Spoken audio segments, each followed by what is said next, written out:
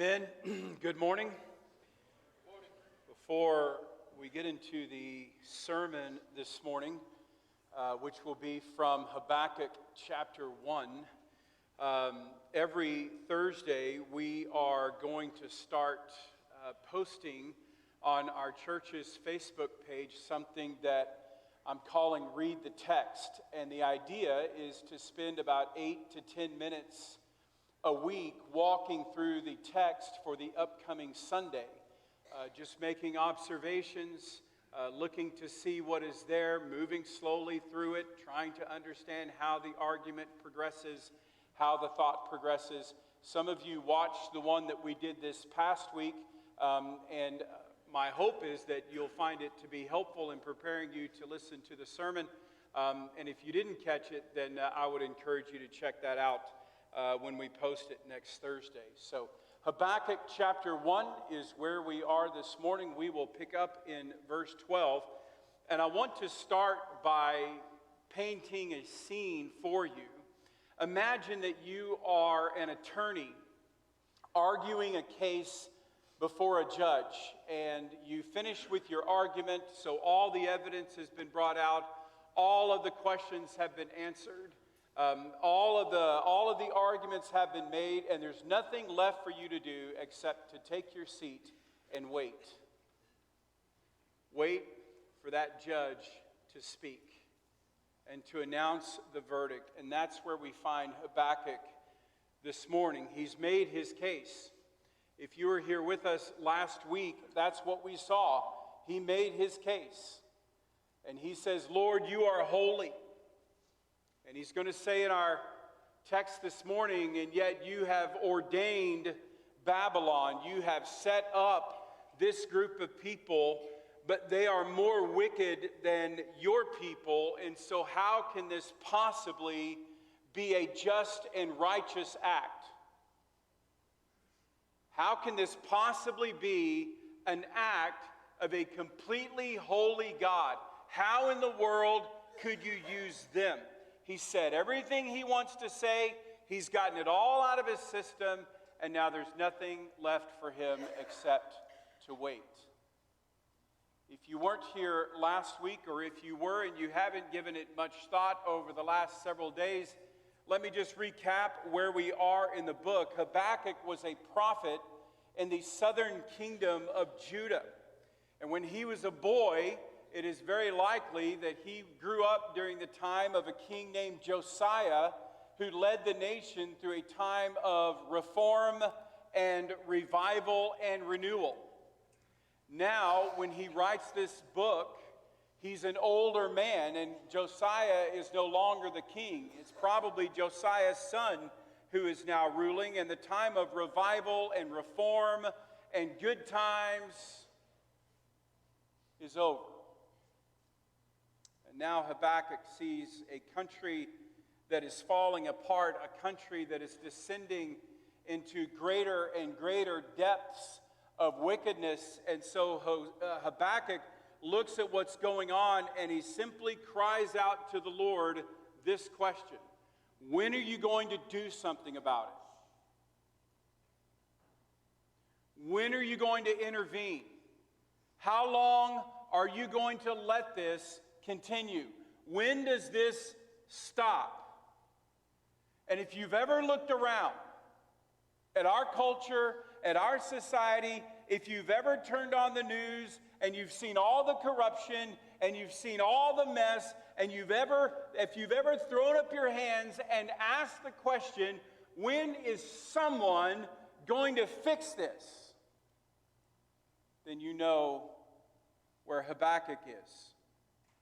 And of course, as we saw last week, remember God's response to Habakkuk is, Habakkuk, look at the nations and be astounded. Habakkuk, I am doing something about it.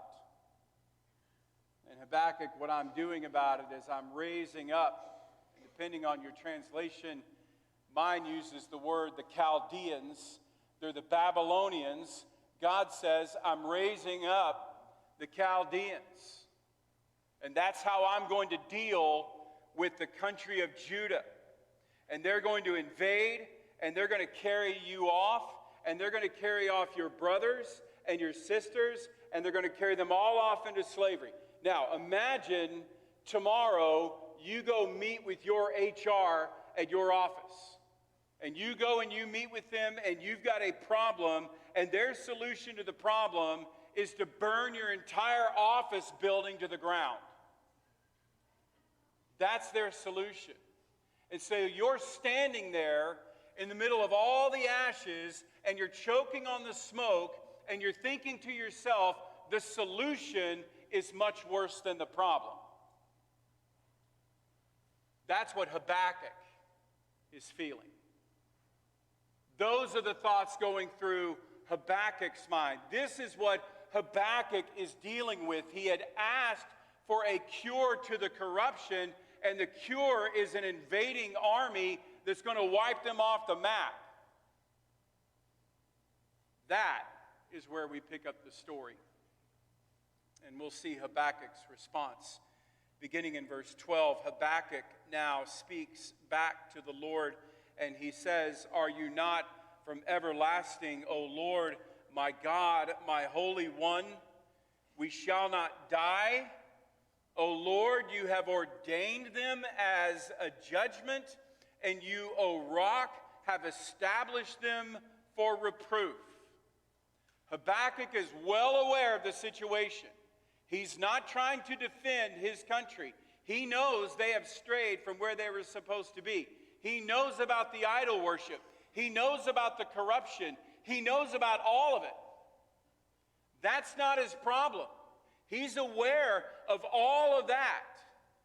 But it's like being in a courtroom, to use the courtroom scene again, and a judge is hearing the case of a teenager who has been busted for just some light vandalism. Right? A little bit too much fun with the spray can on a Friday night. And so the judge's solution is to hand down a verdict, and the verdict is to go out and hire the most ruthless cartel that can be hired to burn down the neighborhood.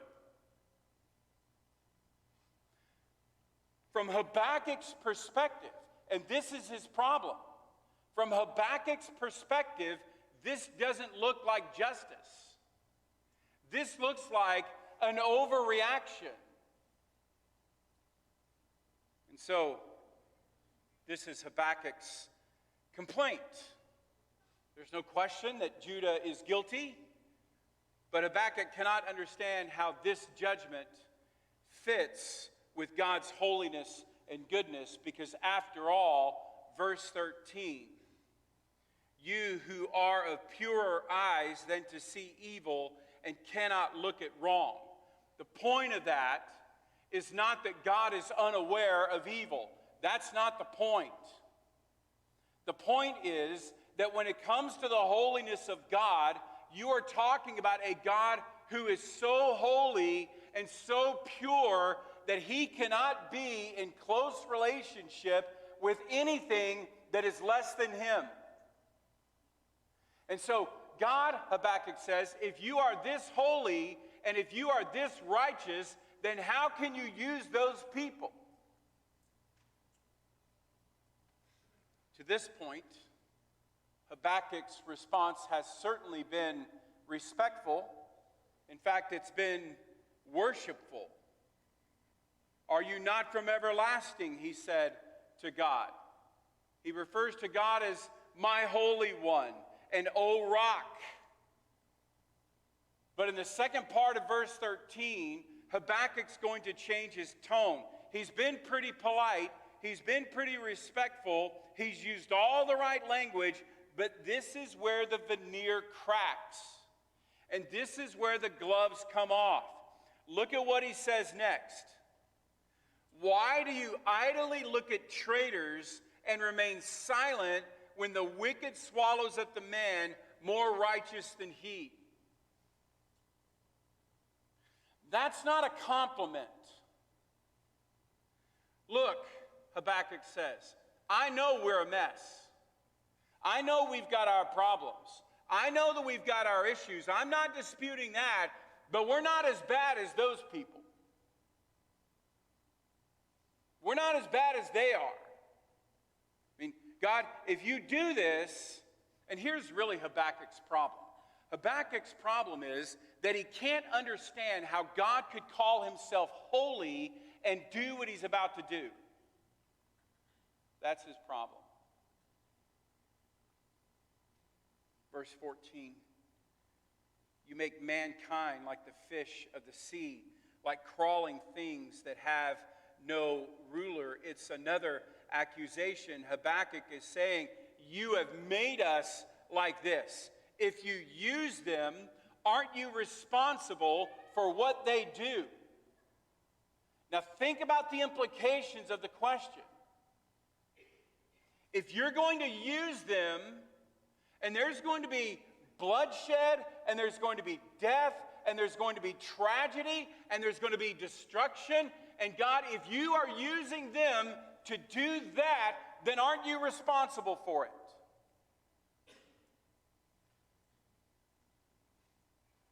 And then in verse 15, he shifts again, now to describing the Babylonians.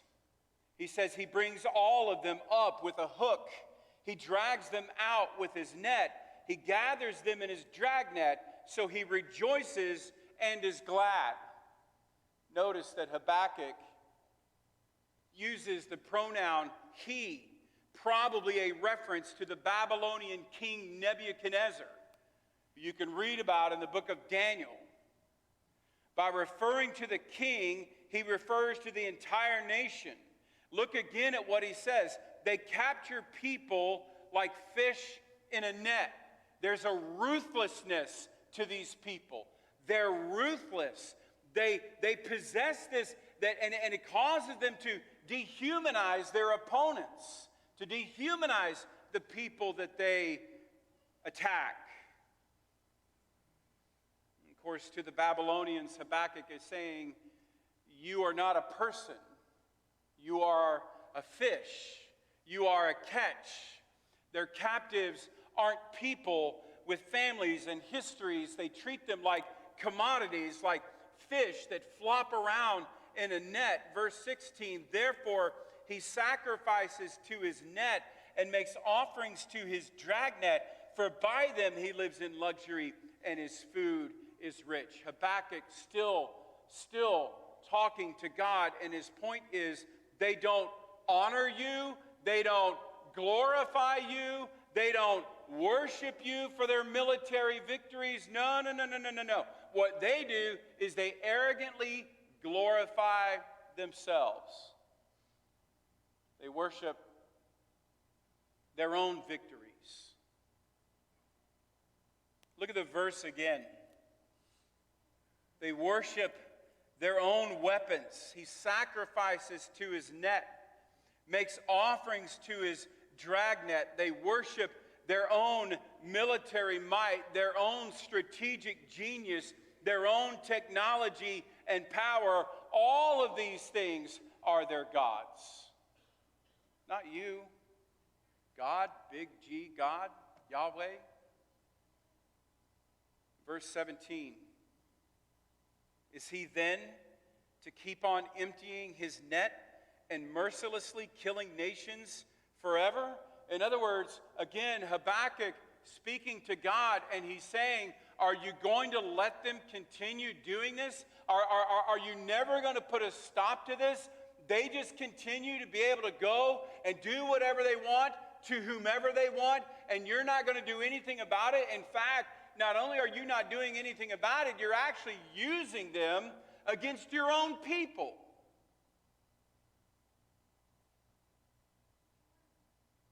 And so, at this point, Habakkuk rests his case. And it's a pretty good one, isn't it? I mean, all things considered. You don't have to agree with it to say that it's a pretty good case.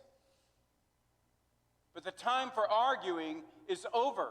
The time for making your defense is over. And so what is he going to do? Chapter 2 and verse 1. Here is what he does when it's time to stop speaking. He writes, or he says, I will take my stand at my watchpost and station myself on the tower and look out to see what he will say to me, speaking of God, to see what he will say to me and what I will answer concerning my complaint. And we'll get into this in a little bit more detail in a moment, but what did you do if you were in the watchtower?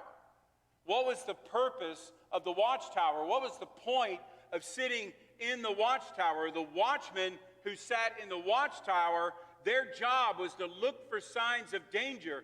Look at what Habakkuk says that he's going to do. He says, I'm going to wait for God's response. I'm going to wait. He said everything he has to say. Now it's time to sit and listen to see what God says. Now, here's what I want to do. I want us to look closely at what Habakkuk says and consider how he has responded to this rather profound moment of crisis in his life, and use that as an example for us when we also go through times of crisis. And I want to show you three things about Habakkuk and what he does here. Two of them are going to be brief. So don't get excited when I move into number three, because number three is going to be longer. Two of them will be brief, and then number three will be more detailed. Number one, what does Habakkuk do? Here's what he does first. He begins by reminding himself what he knows is true. In the moment of crisis, God, why are you doing this? I don't know why you're doing this, God. What's the first thing he does after that? Number one, he reminds himself what he knows is true. So again, go back to where we started in chapter 1. Look again at the names that he uses. He calls God from everlasting to everlasting. He calls God, my God, my God, my Holy One, O Rock. He's addressing God, yes, but what else is he doing? In addressing God the way that he does, he's reminding himself who God is. And only then does he then ask what God is doing. This before that. Reminding myself who I know he is before we move into the question of why is he doing what he's doing. So that's number one. He reminds himself what he knows is true about God. Here's number two. He applies what he knows to the situation. Look at what he does in the very beginning. In the very beginning, he uses worship language. So he praises God, and in reminding himself, right? The reminding of himself has fed his worship. Reminding himself what he knows is true has fed his worship. And so he praises God for things like his holiness and his sovereignty and his goodness. So number one, Habakkuk reminds himself what he knows is true. Number two, he spends time worshiping God for what he knows is true. And then number three, when that didn't work, he committed the problem to God in faith and waited. Now, here's where we have a problem. Because we hear things like, just wait on God. I mean, how many times in your Christian life has some well-meaning saint told you, well, just wait on God? Have you ever wanted to ask the question, what does that mean exactly? What does it mean to wait on God? How do we do that? Well, number one, it means this. It means we wait on God patiently. We wait patiently. Look at chapter 2 and verse 3. For still the vision awaits its appointed time. It hastens to the end. It will not lie. If it seems slow, wait. Wait for it. It will surely come. It will not delay. You know what the word wait means? Do you know what it means in Hebrew?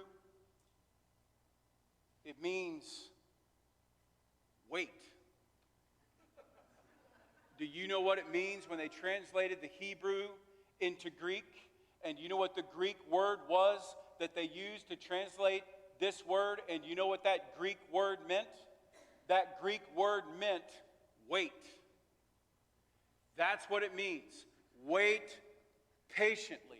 And what that means is that we don't give up everything else. We don't give up. We don't give into despair. When things don't make sense, when you're confused, when you don't understand what's going on, you don't give up. You don't quit. You be patient and you wait for your Father to tell you. That's what it means. A lot of people think patience is something that's just sort of a generic, or I shouldn't say generic, but a genetic trait, right? You're either born with patience or you're not. You're either a patient person naturally or you're not. But patience, at least in the way that the Bible describes it, listen to me, patience is a deliberate choice. And it never comes apart from humility. It's always linked to humility. If you think about it, much of our patience, or I shouldn't say that, much of our impatience comes from an assumption of our own omniscience.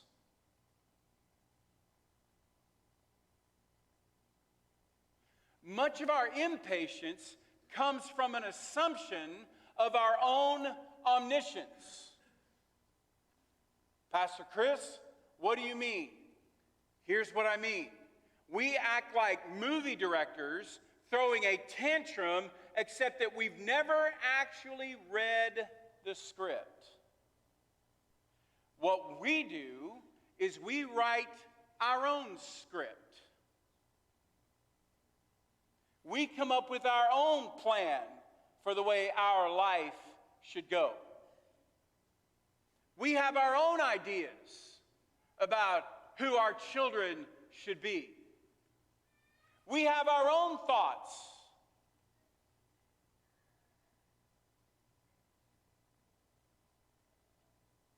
And so we write our scripts, and when things come along that disrupt our scripts, we think to ourselves, this is terrible, the only solution is this or that, and it really needs to happen by Tuesday afternoon.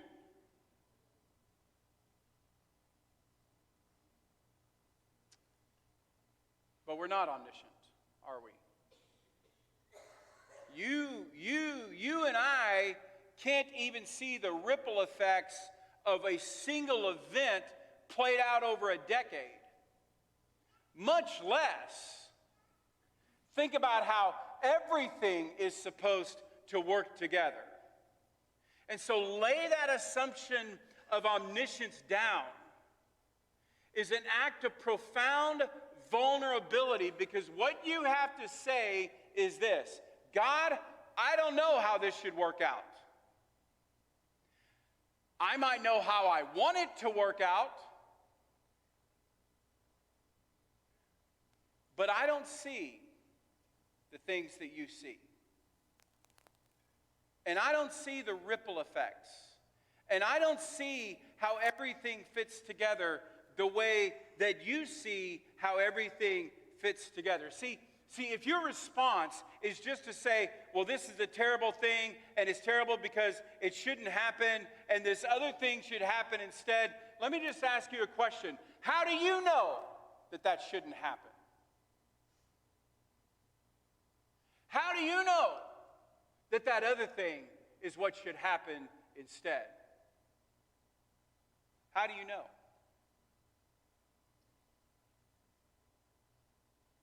Even the wisest people are unable to see every possible outcome. And so lay down your assumed omniscient and be patient and wait for the one that we just sang to. You are sovereign over us to answer. What does it mean to wait on God? Number one, it means to wait patiently. Number 2, waiting on God means that you wait with the right perspective. So go back to chapter 2 and verse 1, where Habakkuk says that he will enter the watchtower. Why did cities or towns or villages build watchtowers? If you lived in an ancient society, if you lived in an ancient world, and you lived in a city or a town or a village, and you didn't have a watchtower, why might you think to yourself, we really ought to build one of those? What was the purpose of a watchtower? Cities built watchtowers so that they could climb up in them and see what was happening. Because being in the watchtower changes your perspective. See, as long as you are on the ground, then there's all kinds of obstacles that prevent you from seeing what you might need to see. You can't see over that group of trees.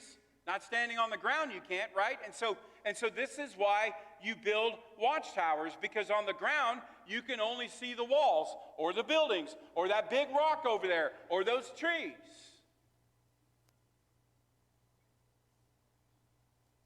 See, as long as you're on the ground, every problem feels insurmountable because it's the only thing that you can see.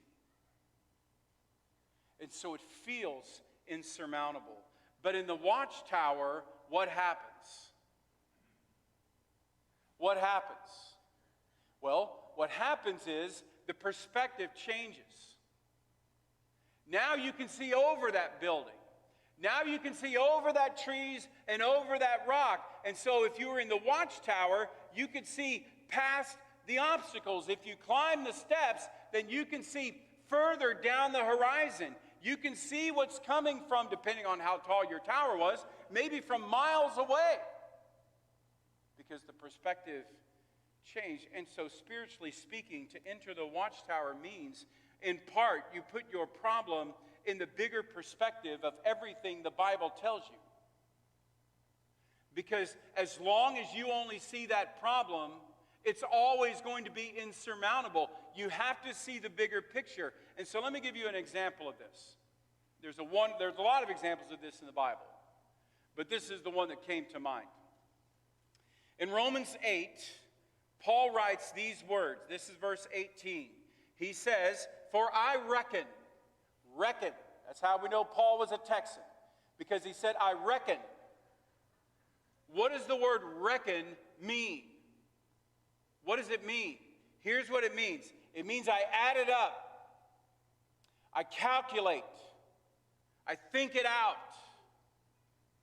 I consider the angles. He says, I reckon that the sufferings of this present time are not worthy to be compared with the glory that shall be revealed in us. What is he doing?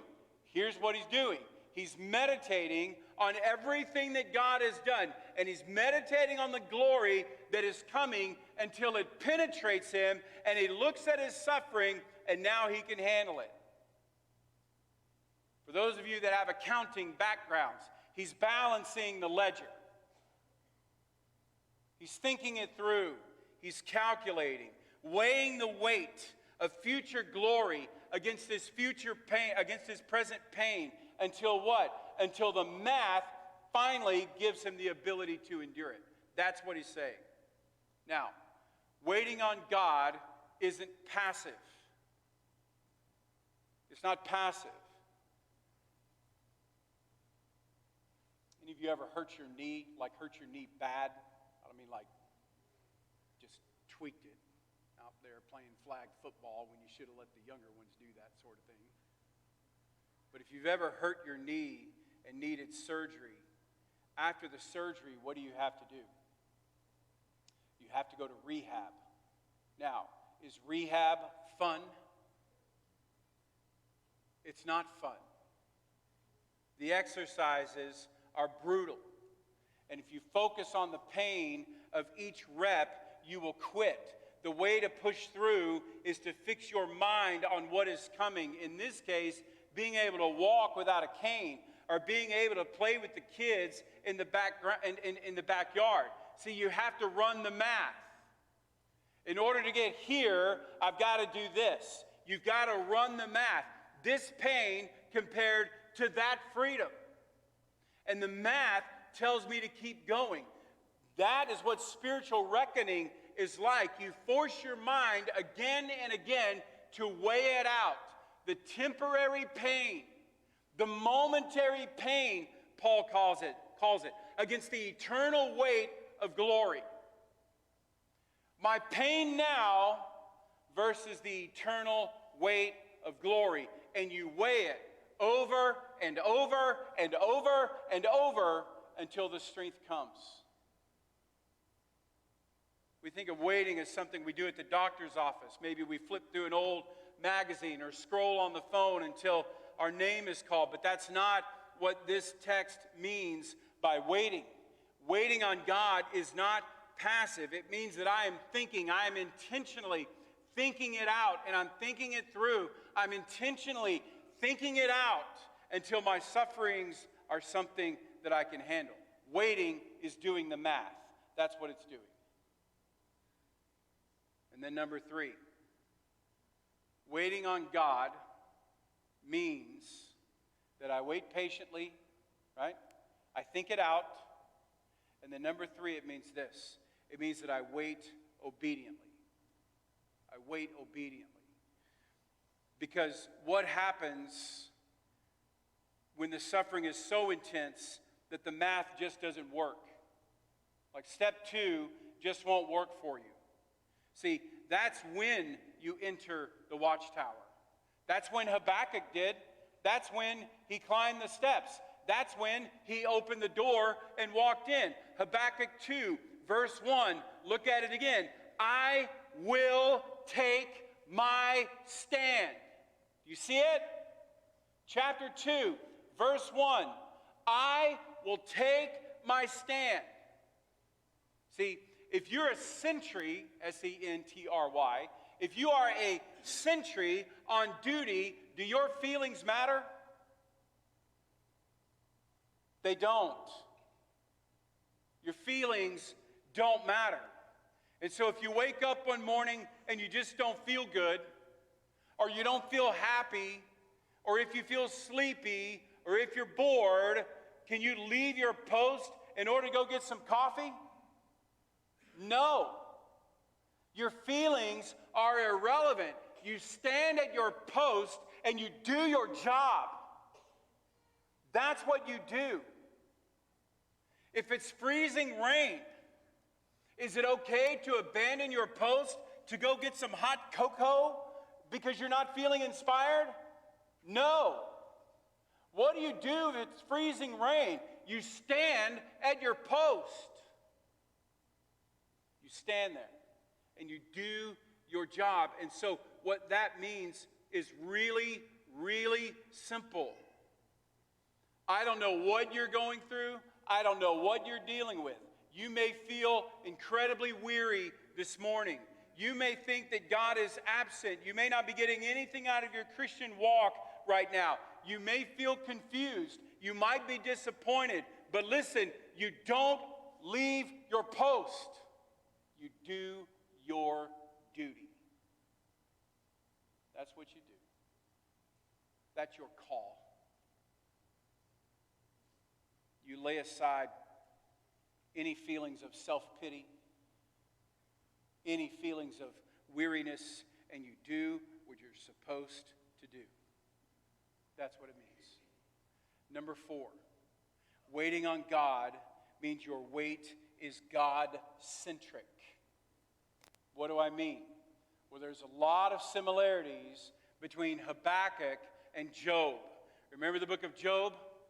In the book of Job, Satan comes to God, and Satan has something to say to God. And you remember what Satan says to God in the beginning of the book? I'll summarize. Job, Satan says, looks like he's your servant, but he's really not. He looks like he's waiting on you, but you know what he's really waiting for? He's really waiting for your stuff. Because you've given him a lot of nice things. And that's what he loves. He looks like he loves you, But he actually only loves you for the things he's getting. Look at everything you've given him. Look at his family. Look at his money. Look at his success. That's what he really loves. And then he says, I'm going to take them all away. I'm going to take away his family. I'm going to take away his health. I'm going to take his money. And then you will see he doesn't really love you for you. He only loved you because you had blessed him. Now, and I really thought about saying this, but I'm gonna. And it's not going to sound like I love you, but I do. Here's the harsh reality. The harsh reality is there is some truth to that with all of us.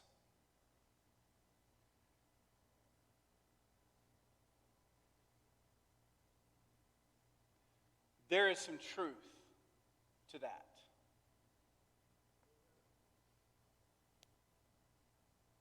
We've all treated God, haven't we, like a cosmic vending machine. Haven't we all done that at some point? In fact, isn't it true that we all start out as kind of spiritual mercenaries? Isn't that true? That's how we start. When you first surrendered to God, why did you do it? You did it to get something. You wanted something, and you thought God would give it to you. Maybe you did it because you were unhappy. Maybe you did it because you felt guilty and you wanted to feel forgiven. Maybe you did it because you wanted to go to heaven and you didn't want to go to hell, but you wanted something. You came to God because you wanted something. Don't misunderstand this. That's okay, but you can't stay there. You can't stay there. Think of it like a friend. You ever had a friend that whenever you went out to lunch, they always picked up the tab? You ever had a friend like that? Are you a friend like that? If you are, let me know, because I'd like to be your friend. We've all known people like that. We've all had friends like that. They always buy your lunch. They always give you the ride.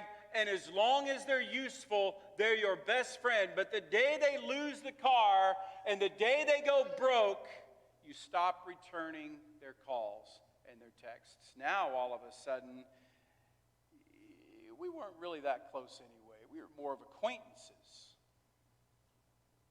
Haven't we all played that game at some point? See, you never really loved your friend. What you loved, listen to me, what you loved was what they did for you. That's what you loved. What you loved is how they made you feel. It always kind of cracks me up. This is a little sidewinder here, but we'll take it. I've only preached once in the last 7 weeks. You got to cut me some slack. It always cracks me up a little bit. We ever preach on marriage, I'll address this a little more then, but it always cracks me up a little bit when people get married and they talk about why they want to marry one another, and it's always, well, he makes me laugh. Do you have any idea how long you're going to find him funny? I remember when I'm looking around for my wife. Where is she? She decided to skip. There she is. There she is. I remember when my kids were small. This was more than 10 years ago. And I told a joke, and it was hysterical, as I'm sure you've come to expect. And the kids are laughing. And Allison, who's our second daughter, she lives in Oklahoma. She looked at her mother, and she said to her mother, "Mom, why aren't you laughing? Don't you think Dad's funny?" To which my sweet, wonderful wife responded like this: "Well, you be married to him for 16 years and tell me how funny you think he is." But you find these couples and you ask them, why do you want to get married? And somebody says something like, well, he makes me laugh. Listen, that's not going to last. See? There's a difference between I love you and I love what you do for me. And this is the point. Waiting on God means that you love him for who he is in himself. Waiting on God means that you are faithful to him and you are obedient to him even when you get nothing out of it at all. That's what it means. You stay faithful. Even when the vending machine is broken and you get nothing out of it. That's the lesson that Habakkuk is about to learn. And number 5, waiting on God means you wait joyfully. See, here's the thing. If we just stop the sermon here, it would just be an exercise in stoicism. Right? Stand in the freezing rain. Endure the test of Job. Strip away every desire and just take the pain. If that was the message, it would crush us. It would crush us. But that's not where the text ends, because there's a paradigm shift that changes everything. Because of the second part of verse 4. And it says this, but the righteous shall live by his faith. The righteous shall live by his faith. It's one of the most famous verses in the Bible. And what it means is that you trust in what God has said. Instead of looking at your circumstances and being affected by them, you are affected by what God has done for you in saving you in Christ. So here's the encouragement. Turn with me to Luke chapter 12. And I just want you to see one verse. Luke chapter 12. And in Luke chapter 12, Jesus is telling a parable about a man who's gone away on a trip. And so he leaves all of his servants behind, and what they're supposed to do while he's gone is to manage his estate, manage his business, manage his affairs. So that's what they're supposed to do. But you read the story, and what happens is some of them begin to assume he's not really coming back.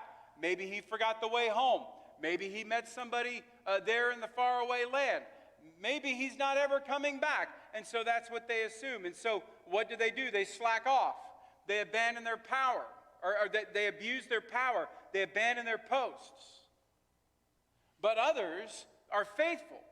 And they are obedient. And they do what the master has said to do because they are certain that he's coming, that he's coming back. And Jesus' point in the parable is, I want my followers to wait for me, and I want them to live patiently, and I want them to live obediently because they are waiting for me. So look at chapter 12 and verse 37. Blessed are those servants whom the master finds awake when he comes. Truly, I say to you, he will dress himself for service and have them recline at table, and he will come and serve them. Now, we've read over those verses so many times that the shock factor has completely wore out. Look again. When he comes, when the master comes, Jesus says he will dress himself for service. Flag number 1. And have them recline at table. Flag number 2. And he will come and serve them. That strike anybody else as a little weird? What's supposed to happen according to the custom of the day? According to the custom of the day, is the master supposed to come home and put on the apron and start preparing the food for the servants? Is the master supposed to wait on the servants while they eat? No, what's supposed to happen is that the master comes home and he says to his servants, Go and prepare my dinner and serve me. That's how power works. That's how the whole social order works. But instead here, we have the master tying on an apron, sitting them at the table, and then serving them himself. The master has become the waiter. The master is now the waiter. It's a complete reversal. And in the ancient mind, this would have been incredibly offensive because it broke all of the rules. Because what Jesus is saying is, I'm going to focus all of my powers on giving all the joy, all the honor, all the fulfillment, and all the happiness that I can possibly pile on or give you. You say, well, that's almost too hard to believe. How can we possibly believe that? I can guarantee this is going to happen. You know why? You know why? How do we know? Here's how we know. We know that Jesus is going to serve us because, listen, that is exactly what he did in the past. That's how we know. That's how we know. Remember the night before he died? Do you remember reading that he actually tied on an apron and washed the feet of his disciples? You remember that? And do you remember their reaction to that? They were shocked. But on that night, he was saying, I am going to the cross. I am going to die. I am going to serve you by going to the cross and dying for your sin. And so here's what I want you to see. Here's what I want you to see. If you see Christ willing to come and wait on you by going to the cross, then why in the world can't you wait for him now? Why? Habakkuk climbed the tower looking for an explanation, but God gave him something better. God gave him a promise, and the promise is the righteous shall live by faith. Not by explanations, not by arguments, not by timelines, not by knowing how the chapter ends. The righteous shall live by faith. And so Southside Baptist Church, listen to me. Stay at your post. Stay at your post. Keep your eyes on Christ. And don't move them. Keep your eye on Christ and live by faith until the judge speaks, because the day is coming when the judge is going to speak. The text is right. There are two kinds of people. We see both of them in verse 4. There are two kinds of people. There are those who trust themselves, and there are those who live by faith. The proud person says, I'll trust myself. I'll depend on my own ability. I'll depend on my own resources. I'll work harder. I'll get up earlier. The righteous person says, I'll trust Christ. I'll trust Christ. And so which one are you?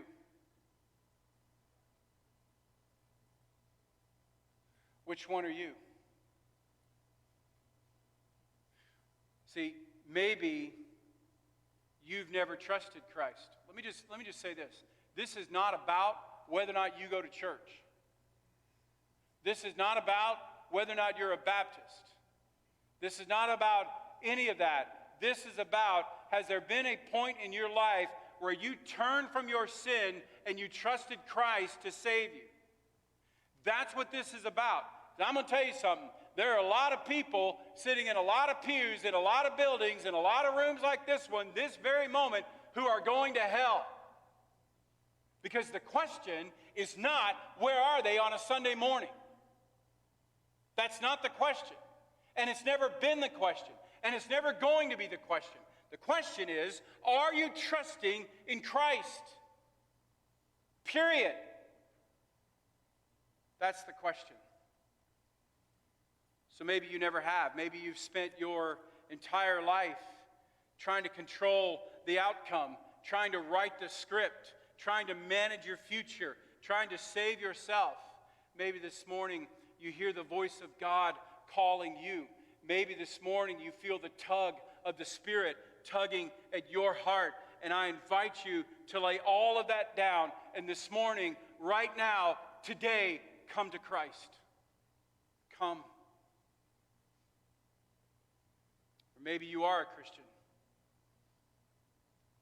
Maybe you're going through a time similar to what Habakkuk went through. And you've climbed down from your watchtower and you've become impatient. And you've become bitter. Or you've become angry.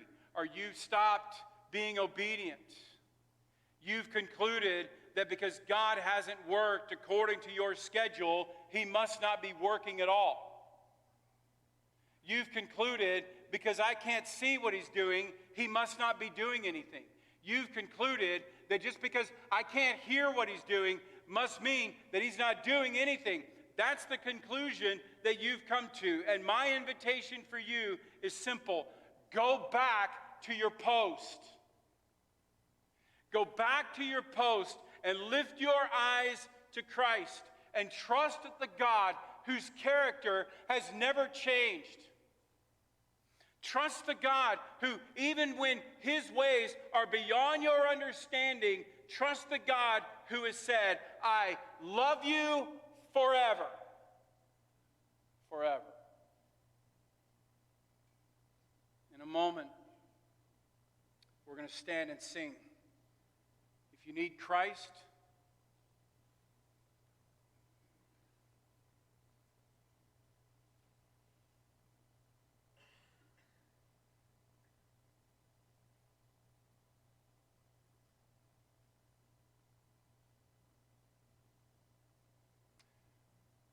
in a moment, we're going to stand and sing. If you need Christ, come. If you need to pray with someone, then come.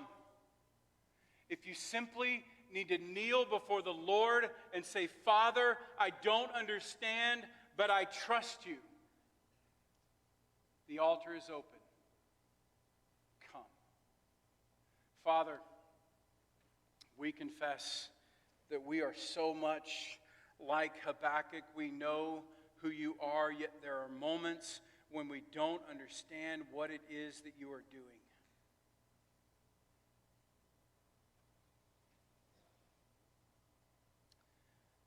Forgive us for assuming that we see the whole story.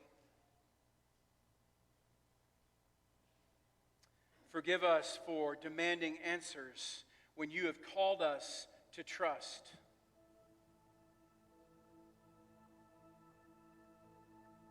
Forgive us for trying to write our own script. Thank you for Jesus, who drank the cup that we deserve to drink so that we might be called righteous. Teach us by your grace to wait. Teach us to stand at our post, even when the answers don't come, even when we don't understand, even when we can't explain. Teach us to stand at our post. Teach us to love you, not just for what you give us, but because you are our everlasting God. You are our Holy One. You are our rock. And make us like the kind of people who live by faith until the day our faith turns to sight. And we ask all of this in the name of our crucified, risen, glorified, and coming King.